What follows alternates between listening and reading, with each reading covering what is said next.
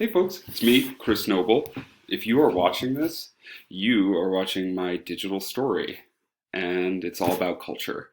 Um, let's get going. So, to start off, I like to think of myself as sort of a student of culture because I've just spent a lot of my life fascinated by the ways that different cultures shape the ways that people see the world. And this can be by countries, but it can also be inside of countries. So inside of the US, there's, innumerable cultures that radically affect the way that people see both the landscape and the political or social landscapes in front of them. In addition to that, there's vocabulary stuff. I don't know. It's been a lifelong hobby and I'm super excited about it.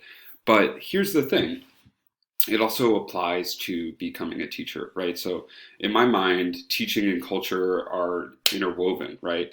And I believe that a classroom has to be rigorous in order to be successful.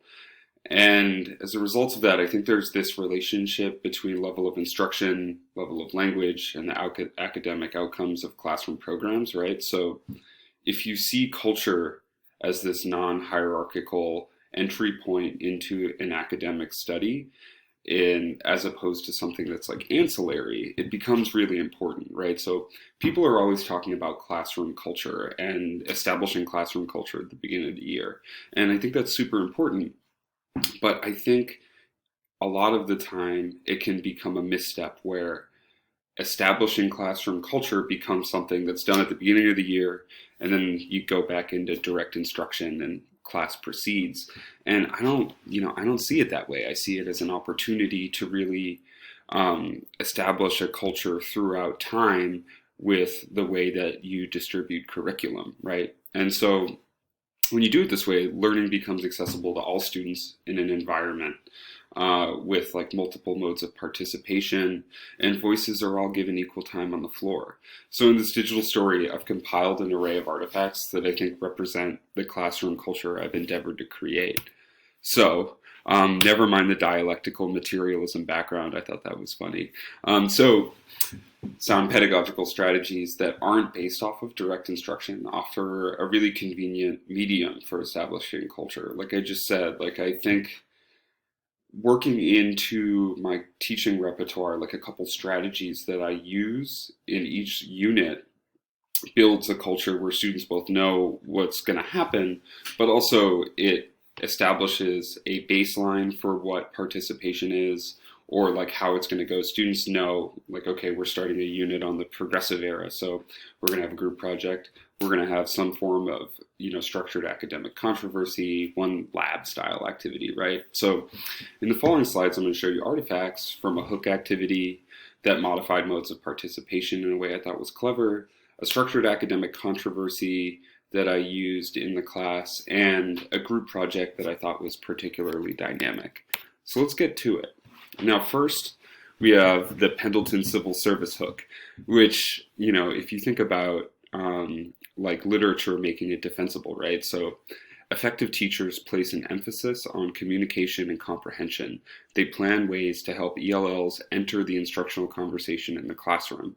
Now, for the Pendleton Civil Service hook, which is about merit versus patronage in U.S. civil service, right? So it's really applicable from a social justice perspective to the world we live in today. So it's also important to provide a variety of question forms appropriate to different language proficiency levels, right? So I realized with this that participation can be physical. So what I did was on one side of the room, I had a whiteboard with yes and no on the other whiteboard, and students gravitated between it as I read through each statement from the civil service hook. And you can see here what it looked like. This is an artifact from practice. So students really took to these, and some students who never participated stepped right up and stated their opinions. And before I knew it, we were actually having discussions about these issues, a lot of it about citizenship and immigration that was it was really exciting.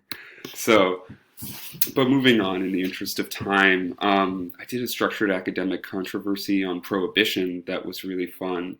And, I realized it's not enough to just have students discussing content. I want them to engage with academic language when they're in my classroom. And once students understand high volume terms, it's going to be it's going to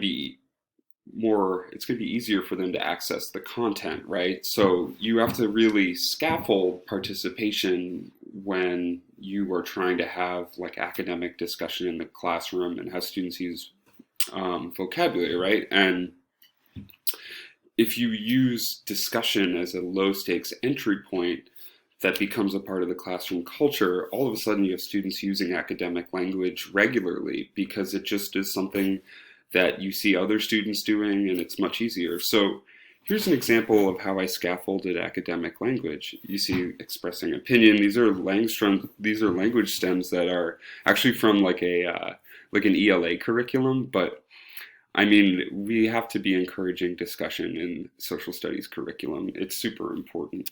I'm really into interdisciplinary learning just because I love content. So moving on, here's an artifact from the women's suffrage activity. And I think group work is tough, right? I mean, like students are going to do, some students are, it's going to be really tough. It's going to be like pulling teeth to get them to participate in group work. And one way that you can do that is giving them roles. For the women's suffrage activity, I think it was so effective because it was, I think it felt real. I think it felt relevant. And it was about women's struggle to achieve the vote. So what I did was you can see here, I gathered events, and this is a portion of it. There were 2 more pages of these.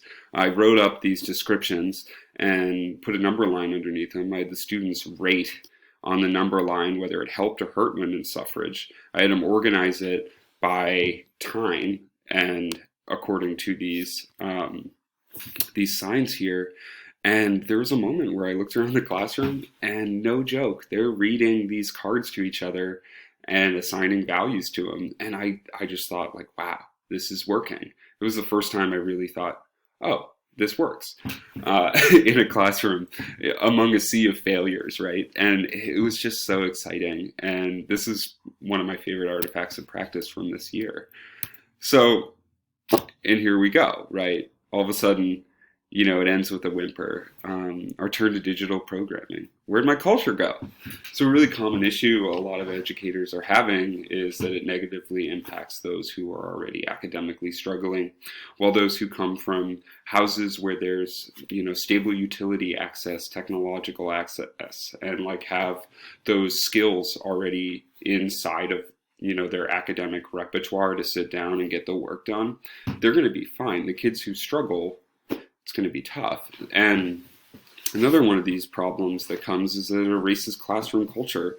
My whole thing, right? So I realized that one way that I can address this is to host weekly Zoom meetings that are structured as a chance for students to engage in low stakes academic language on how the content we're studying relates to the modern world. And also, I mean, like really what I'm looking for is like socio-emotional learning, right? Like this is the really important part because that's what we all need from school, whether we are willing to talk about it or not. Here's some of the stuff from the first sort of like Socratic seminar style discussion that I had. We were studying World War I and moving into the 20s, and I thought, wow, okay, let's talk about how the Spanish flu got its name. We just talked about propaganda. And let's talk about how a virus gets politicized. Let's talk about how the President of the United States refers to the coronavirus as the China flu. Like, does this seem like the Spanish flu? Like, what does that mean? And it just felt really relevant. And I think there were a couple moments where it sort of clicked and it was really exciting. And of course, like working within limitations, you know, I think if like there's a lot less access. I can't ask kids to draw things. I can't ask them to move, you know. But within those limitations are actually a lot of really interesting ways to sort of break through that wall. Like I've tried to emulate Instagram live feeds with the chat function by having, it be like this really low stakes participation mode, right? Where like you can just type anything, spelling doesn't matter. And I scaffold that by spelling things poorly and reacting in real time while we like listen to an audio clip or something, right? Nonverbal hand gestures, the reaction emojis. Like there's all this stuff with participation that actually makes it much more accessible for ELLs. And it's just fascinating, and I really welcome the opportunity to continue working on that. So finally, I mean, really, look at me. Without trying, I rambled for 10 minutes. Like, I can't believe this gets to be my job. It was really wonderful to take that class with Lee over the summer, and the chance to read a portion of her book was really illuminating, right? So, like, one interesting dynamic that typically arises in schools is that the idea that, like, an ELL's curriculum is somehow less than, like, someone who is a proficient English speaker. Another problem that arises is how racial stereotypes play out across the school culture. Now, I do my best to try and teach content that's relevant and helps erase these misconceptions, but really, like, culture is going to do this work for us. Like having, for example, during the Pendleton Civil Service hook, one of the merit versus patronage questions was, should we prioritize immigrants by skill level? And someone spoke up and said, she swore, and she's like, hell no. She's like, that's not true, and here's why. And I'm like, I agree with you. And like, just creating a culture where students both feel capable of expressing that opinion, and also where students get to learn that other students have those kinds of opinions seems like this way of just reaching some sort of progress with like a social justice perspective that I can't believe I get to do. This has been my digital story. Thank you so much for watching.